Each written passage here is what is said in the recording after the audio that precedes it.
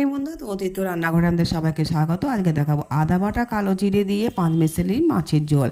প্রথমে সবজিগুলো কেটে ধুয়ে নুন মাখিয়ে ছিল পটল, আলু, ফুলকপি আর পেঁপে।